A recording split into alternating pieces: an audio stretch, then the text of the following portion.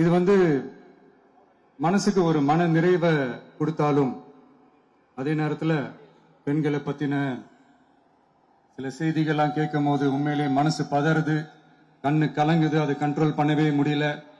ஏன்னா நடக்கிற கொடுமைகள்லாம் யாருக்குங்க? நம்ம குடும்பத்தை சேர்ந்தவங்க தானே, எப்படி மனசு பதறாம இருக்கும்? அதனால பெண்களுக்கு எதிராக இதெல்லாம் ஏன் நடக்குது, எதுக்கு நடக்குதுன்றது மற்றவங்க மாதிரி ரீல்ஸ்லயும் இன்ஸ்டாலையும் தேடிட்டு இருக்க முடியாது. ரியாலிட்டிய புரிஞ்சுக்கணும். இந்த பிரச்சனைகள்லாம் ஏன் நடக்குது அப்படின்றத அனலைஸ் பண்ணி பார்க்கும்போது சுத்தி சுத்தி பாத்தீங்கன்னா ஒரே இடத்துல தான் நிக்குது. போதை பொருள் நடமாட்டம். அதை வேரோட பிடுங்கி எறியணும். இது 2026 போன மாசம் மே மாசம் 10ஆம் தேதி இந்த பிரச்சனை புதுசா முளைச்சு வந்துடல. இது பல வருஷமா இருக்கிற பிரச்சனை. பல வருஷமா இதை கண்டுக்காம விட்டதுதான் அந்த வேர் இவ்வளவு ஆழமா பரவி இருக்குது.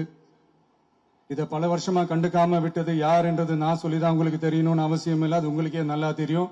இப்ப அதை பத்தி பேசியும் பிரயோஜனம் இல்லை. முதல்ல இந்த போதை பொருள் நடமாட்டத்தை வேரோட பிடுங்கி எறியணும்.